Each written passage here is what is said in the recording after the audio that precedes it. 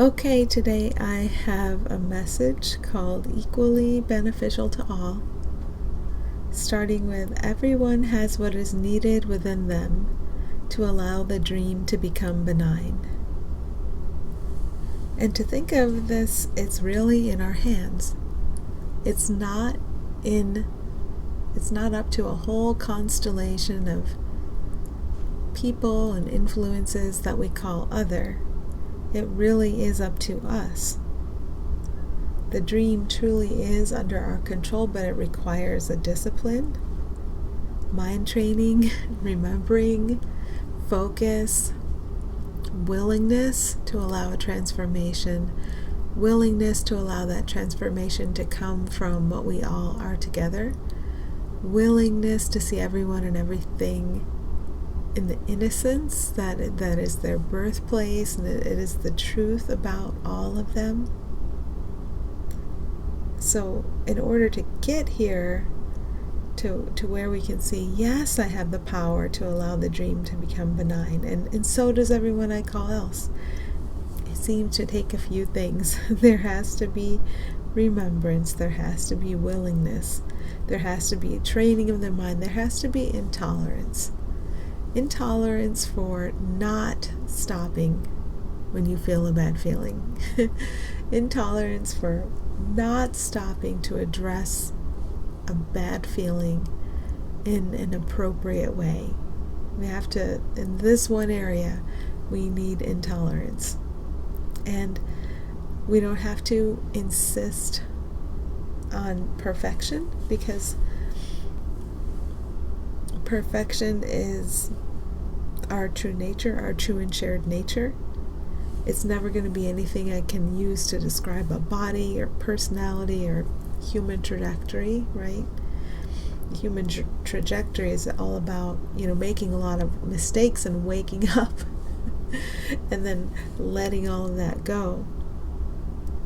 So we're not going to force ourselves, we're not going to insist on perfection, but as we go further and further along and we become more and more sensitive to the feeling of discomfort and more aware of the appropriate way to respond to that wherever we feel it, then we are not tolerant. We are not tolerant of allowing bad feeling to continue and continue and continue without addressing it in an appropriate way.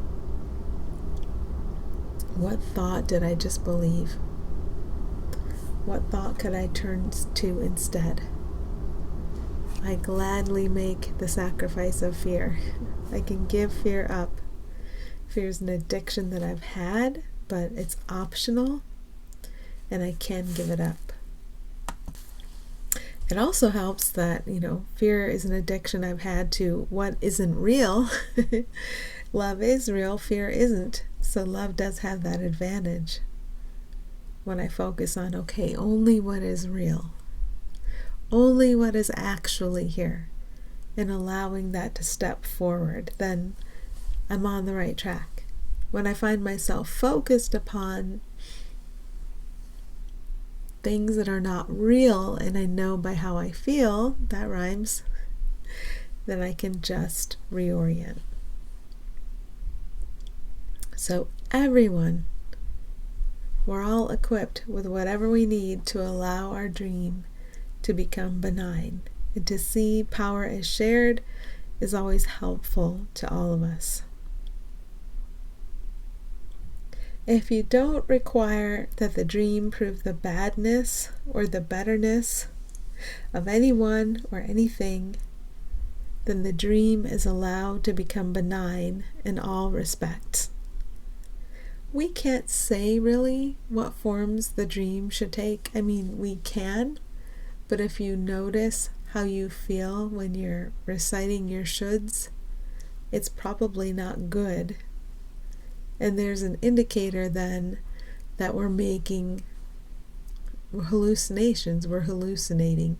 We're not looking upon what is real. If I'm not looking toward my brother and seeing peace and joy and holiness and innocence, if I don't have a willingness to remember their true nature, as I look toward them, then I'm confused. So I can take all of my requirements that came from ego, I can take them all away from the dream, and I can just rest in the willingness to allow the dream to reflect back to all of us in simple and direct ways the goodness without opposite that we all share, the innocence that we all share, the holiness that we all share. And when I allow that, I don't need particular things in time and space to make me happy. Our nature, and whatever it is, whatever form that takes, is enough. It's fulfilling the nature we share. The goodness without opposite that we share, it's fulfilling, it's enough. If all of the aspects of time and space are unchained to truly show you what you and all are, then you see and experience nothing to fear. So what if time and space's job is to show you your divine siblings as they truly are? You're not going to get any nasty surprises, because as they truly are, our divine siblings have always been innocent. They've always been goodness without opposite. Why have we been seeing and experiencing other things? Because we wanted to. We projected fear, and the fear took forms, and we experienced those forms. So I see what I believe. Anything I seem to see or experience is something I believed is possible, and I believe it because I want to see it. So whatever I've seen and experienced, if it's been strife or difficult things, I wanted that. And just to know, we can take another look at, well, what do I want now? I was trying to escape from who I am, to invent an opposite to it and experience that opposite. But if I'm done running away now, and I'm willing to just see a mirror all around, a mirror not of attachment to dysfunction, but a mirror of what I actually am all around me. I don't know what forms that's going to take, but the sort of raw material of it is the extension of love. I've decided to allow love to extend through and as everyone and everything. And that's a decision any of us can make, because we all share the same power. And I see what I believe, and I believe it because I want to see it. Well, if I want to see nothing but your innocence, then I will see nothing but your innocence. But if I have another motive going on, I think it would serve me to see guilt in you, then I'm not letting go of the guilt that I believe is what's real in me.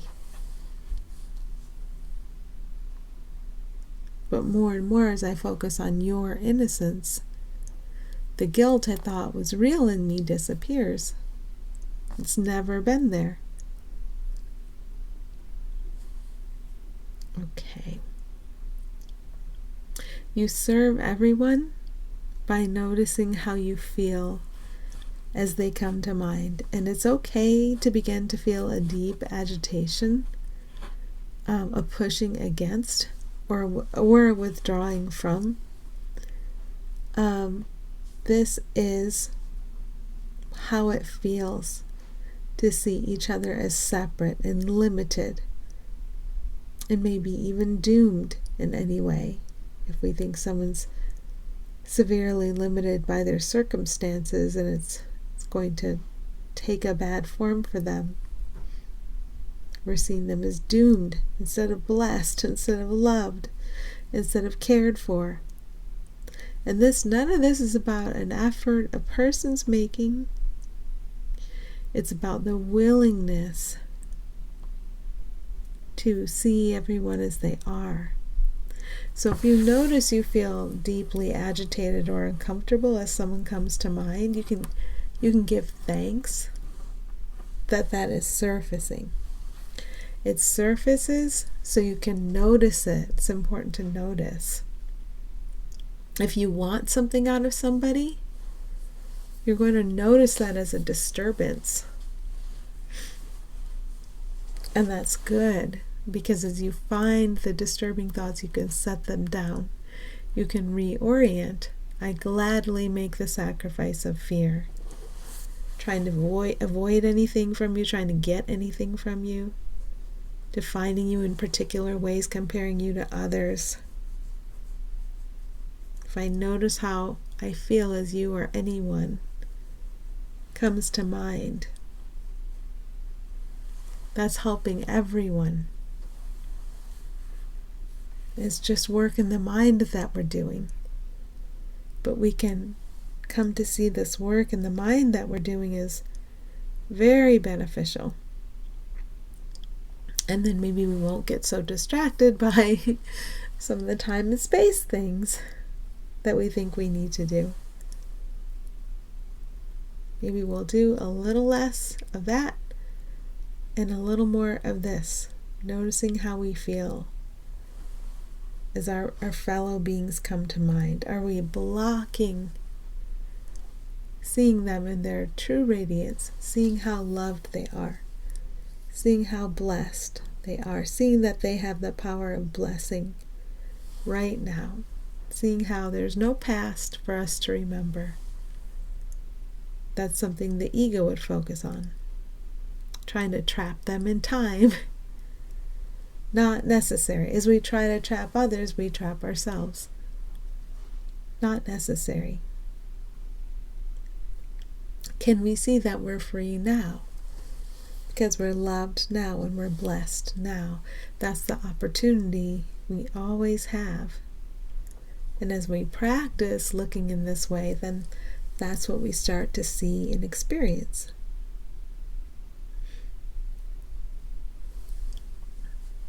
Okay, do you want to experience a time-space configuration that matches ego momentum?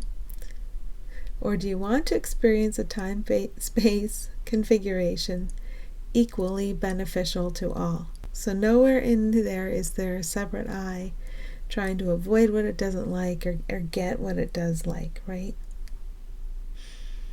We just have this choice.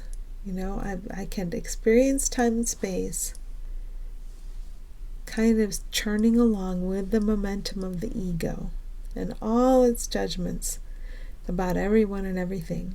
Or I could experience time and space being willing to allow it to show me that it's benefiting all equally. And that, I know that sounds like a dream, it sounds impossible, but it just requires our focus. We see what we believe, and we believe it because we want to see it. Well, do we want to see everyone's innocence? Do we want to see everyone's benign power? Do we want to see the harmony that is amongst us step forward and become prominent? Do we have anything to lose by all the seeming wrongdoers being washed entirely clean of anything they seem to have done? Do you have anything to lose by losing your guilt? You can just notice and choose. I want ego momentum. I want the same old, same old. I want suffering. I want ups. I want downs. I want comparison. I want a sense of inequality. Or I want equal benefit for all.